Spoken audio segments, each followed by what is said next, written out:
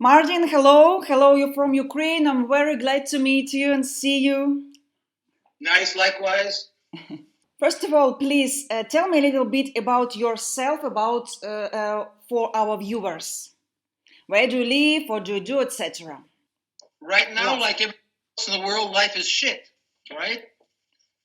COVID, the virus, everything's changed. Spend a lot of time at home, do some photography, whatever, but life is not what it used to be. A year ago was different. You know that. So what my life today is reduced. I'm lucky because I have a house, it's paid for. I don't have to work. I'd like to work. That's a different story, but there is no work at the moment. So it doesn't bother me to have to stay at home all the time. Other people who are younger and active, it's terrible. They have to stay home. They can't go out. They can't work. They can't go to school. They have a shop. They can't do anything. It's a very difficult time we live in.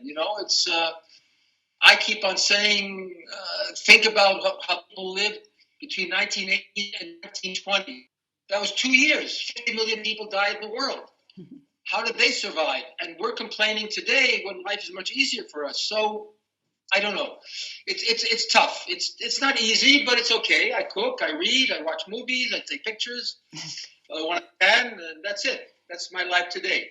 Martin, tell me a little bit about your story, how you became a photographer. I know that this is an interesting story that began for you since childhood. Not childhood exactly, but maybe, I don't know. My first memory is I had a Kodak box camera.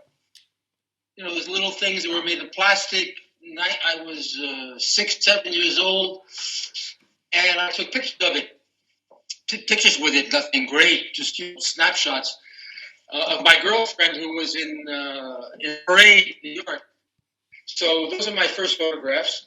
And then, I had a normal life, like a lot of young people. And then finally, when I was 16, 17 years old, I think, I don't know the day exactly, my father was doing business in Japan. He came back with a rangefinder camera, a very simple camera, nothing special. No Leica or Hasselblad or Rolleiflex or anything like that, or Nikon with interchangeable. Just simple camera. Push and shoot and focus, that's it.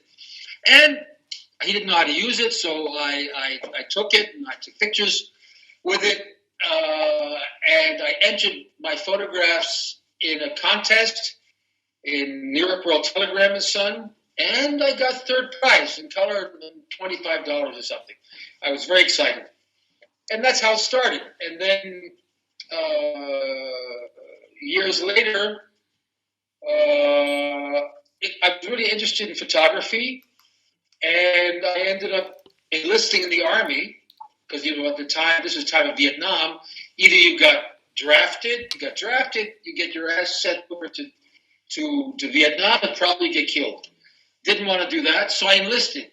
By enlisting, you give them 1 more year. It's 3 years when you enlist. So I enlisted for photography. So then I got an education. I was sent to photolab school for 2 months, learn how to develop and process film, take basic photographs with the 4x5, and that's really when it started. Martin, I really liked the way you described your philosophy regarding photography on your website. Your quote, "It is about emotion, it is about thought, it is about preserving something special or ordinary so that you can see it differently, and for the first time, perhaps it is about capturing the perfect moments, etc." Could you tell me in more detail about what you mean by art of photography? Whoa, that's a huge subject. Well, today, to me, it doesn't exist anymore. Everybody's a photographer. I'll go backwards. Today, everybody's a photographer. You got a goddamn fucking iPhone or cell phone or whatever. Anybody can take a picture. It's automatic. Or all these cameras. I don't know how many varieties of cameras out there today. They're all you push and shoot and digital and this. That's not photography. That's not photography. You know, it's changed. The whole profession, the whole magic has changed. It's not magic anymore. It's not magic. It's all technology. And then a lot of young people take photographs and then they go to Photoshop, they change them, and then they put somebody flying in the air. It's like a painting or something, but it's not as good as a painting. You know, the discipline of photography was understanding the mechanism, aperture, light, composition, extremely important. And then what do you feel? Where's the feeling in it, you know? And in most of the photographs I see today, there's no feeling, there's no emotion. It's so what? No big deal. It's gotten lost, and it's terrible. Also, developing your own film, being in the darkroom, watching, making prints, that was magic. That was fantastic. That was like a great chef being in a kitchen, creating a great meal. Now you can go to McDonald's or you can go out takeout food. So the art of photography has gotten lost, in my opinion. Did I answer your question? Yes. Yeah, sort of.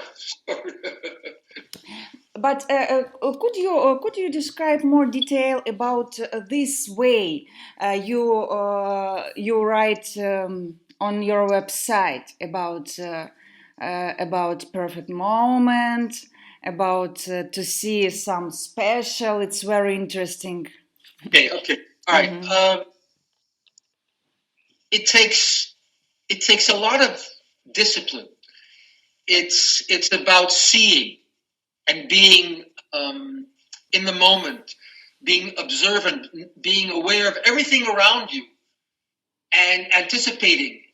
And the more you do it, the better you get. But you don't do it in a week or taking a course in a university for 6 months. They don't teach you that. This is time and a lot of time out there, making mistakes, trying to compose something. Because basically, when a photographer takes a great photograph, it's like a painter who spent a month painting on that canvas, whether it's rectangle or square, and every corner, every detail is important. A photograph should be the same thing. Nothing should be by accident. You're controlling it, but you have 1/50th of a second, 100th of a second to do that. That's what it's about. But that takes years of watching, observing, being observant, being sensitive to the environment, to people, to their actions, their body motions, their faces, and you're watching. It's being a psychologist in a way. That's the moment, and you understand and you anticipate. You see something, boom, you're there. Ting. Yes. I don't know how else to explain that. Yes. It takes years. It takes years of practice of doing and observing. It's observation. It's being a really keen observer. You're sitting in a cafe with your camera, and you sit there quietly and you look around. You look at people. You watch their faces. You watch their conversation. You watch their movements, and then you maybe know what's going to happen. And then there's a moment of a couple talking, or a guy smoking a cigar or a cigarette, and you see something going on. Bing, that's it. That's what it's about. But I'm sitting there observing. It's like a nature photographer waiting for the right moment when the animal crosses the path, or it raises its wings, if it's a bird or whatever. It's a lot of patience. It's a lot of time. Yeah. Now, Martin, I know that you have a long story about your career photography. I know that you teach a lot, you have a lot of students. I know that you were in different countries. Can you tell me a little bit about this story, about your teaching, about your traveling? Wow. Well, my first big trip was after I got out of the army. I got a job on an archaeological expedition in Turkey, in Knidos. That was my first big trip. So I was the official photographer in Knidos, Turkey, which is south of Bodrum. And we discovered the Temple of Aphrodite, and I was the official photographer. That was the beginning. Then I came back to New York, and it wasn't easy to get work. Very hard to break into the field. And then I started teaching at the New School Parsons, and I was teaching a course in photographing the nude. And when I was doing that, the book finally came out in 1981. And just before the book came out, I was in a cafe in New York, the Lone Star Cafe, looking at James Brown dancing on the stage.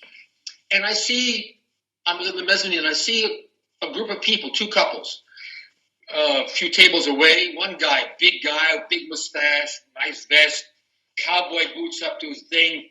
I said, wow, these are interesting looking people. I want to photograph them. I was very shy then. Today, no. But then I was very shy, and I said, okay, Martin, push yourself, go up and talk to them. So I went and talked to them, said, I'd love to take a portrait. Come to my studio the next day. Boom. Okay, they did. I had no money. I bounced the check to buy some wine and beer to entertain them, took their portraits. Then they invited me to meet them for lunch the next day, picked me up in a limousine and everything, my God. Anyway, long story short, these people invited me to Texas, and that was the beginning of my adventure doing the cowboy book. So that was the beginning of my traveling, really. And I spent a year doing the cowboys, and then I came back, and after a year, and then a year or two later, I'm working on a book on Arabian horses from a publisher that knew my work. And I was traveling to Sweden and Norway and Saudi Arabia and Amman, Jordan, and all over the United States to photograph Arabian horses. Came back from that, and when I was at the airport, then the Madonna whole episode came out. Then I traveled to Spain to get away from the press because they were hounding me all the time. I'm just thinking, he said traveling. And then actually I did more traveling when I came to France. When I left New York in 1989, I started working for Figaro Madame magazine, and I became their number one or whatever, one of their better photojournalists who did editorial work. And I was in Beirut for 3 weeks, and I was sent all over France, and I was in Finland photographing. And then I raised some more money from Stern magazine, and then I went back to South America to photograph the gauchos, huasos, vaqueros in Mexico, the gauchos in Argentina, the huasos in Chile. And that's part of my traveling. I mean, I can go on and on. Martin, about Madonna, of course, I would like to ask about that legendary photographs of the young Madonna. Tell me, please, about this story and how it influenced your life and your career. Teaching my course in photographing the nude at the New School, I had to get nude models. And the nude models came from, there was a model registrar, a man who was in charge of assigning the models for painting class, sculpture class, photography class. And I called him up and said, look, I would like to have a model that's athletically built, that's in really nice shape, because quite often these models who were doing it were not professional. They were just doing it for extra money. They were making, I think, $12 an hour. So they pose for 3 hours, they make $36, So for someone doesn't make a lot of money, that was pretty good money then. For something just being naked, you didn't mind, So the girls, who most of them didn't have great bodies. They were lumpy. They were a little fat, maybe, or this, whatever. So I said, send me, please. I'd like to really a pretty girl with nice body. That's how I met Madonna. She comes to my class, photograph her. And at the time, I didn't know that. I mean, I didn't know her full story. She didn't have a place to live, so she said, "Can I stay?" So she stayed with me for a week. She slept at my house. Wow. So that's how I met Madonna. And by the way, when she was in my class, I wasn't really photographing her. Don't forget, I had 15 students, 15, who I'm showing how to do this, do one, to do that. So I'm photographing behind them. I wasn't like my own session with Madonna. It wasn't like, okay, this is for me, and I don't want to do what I want to do. So those are snapshots that I took of Madonna. They aren't, a real session. And then what? 1985. I'm in the airport in New Orleans, coming back from shoots for my Arabian horse, the book I did on Arabian horses. And I see her on the cover of Time magazine. I said, "Holy shit!" And then immediately with the telephone, I called a few people. Said, "Hey, I got these photographs, these nudes of Madonna. What can I do with them?" So, long story short, I ended up with Playboy after talking to Penthouse, etc. And then they came out in September of 1985 in Playboy. And that was the beginning of that. And it was a blessing and a curse. Because unfortunately, many people in the world know the Madonna nude, but they don't know my work, which has nothing to do with my work. That's not my work. That was just a fluke. It was lucky. I had this girl who became famous, world famous. They're nice photographs. They're not great photographs. They're nothing exceptional, really, I don't think. And that's it. But now everybody identifies me with Madonna nudes. And what about my other work, my cowboys, my other work that I do, the portraits, all the other things I've done? No one pays attention to that. So in a way, it's like this. Martin, could you tell me about the cameras you shoot with? What camera did you start with at the very beginning? And what are you using now? My Leica. Leica, yes. My name on it. Special, one of a kind. I photograph with everything. I started with the Yashica Lynx 1000. Then when I was in the army, I bought myself a Mamiya P33, which is a 2.25. Then when I was stationed in Germany, I had Leicas and a 4x5 speed graphic. And then when I came back to the United States, I had an old Nikon, because cameras were expensive then. And if you didn't have a lot of money, that was not easy. But I was between Nikon and Leicas. And then eventually 4x5, because I love doing big format, 4x5 inches. And then eventually I had a Rolleiflex, and then I had a Hasselblad, and I've used all different kinds of cameras. To me, cameras are tools. It's like a carpenter. There's a certain hammer for one thing, a screwdriver for one thing, another thing for another thing. They each have specific language. So I've used all kinds of cameras. They're all good. But your favorite now, it's Leica. Yes. My Leica monochrome, and then my Leica M24. Yeah. Oh, great. And what about film photography? Do you shoot on film now? Maybe No. for yourself? No, never. Never did. Was always curious, but it's a whole new language, and I don't know if I'd be good at it. I'm good at composition, but the sequence of movement and stuff, I don't know. That's not so easy, That's all of the thing. Martin, let's imagine that I'm your student on photography. What are the very first important things you would explain to me about photography? What should I know at the very beginning? The first thing I would tell you is don't be a photographer. Why? It's not a business you want to be in anymore. It's changed. There's no future in it. Do it for fun. Do it for your pleasure, but forget about making a living from it today. That's the first thing I say. Then I'd probably, old school, I'd say, okay, take this camera and take an Apple or whatever. I want you to do a whole roll of film. Take me pictures of that and show me, and use one light. I want to see what you can do. Start at the beginning. You have to start at the beginning. You can't just jump in and all of a sudden you do fashion and advertising and cars and this. No. It takes time. There's no shortcut. Like in anything. It's like a doctor. You don't take a doctor, okay, here's a knife, go scalpel and do an operation. 12 years of schooling to become a good doctor, at least, right? So, same thing in photography. People think it's simple because everybody has a camera.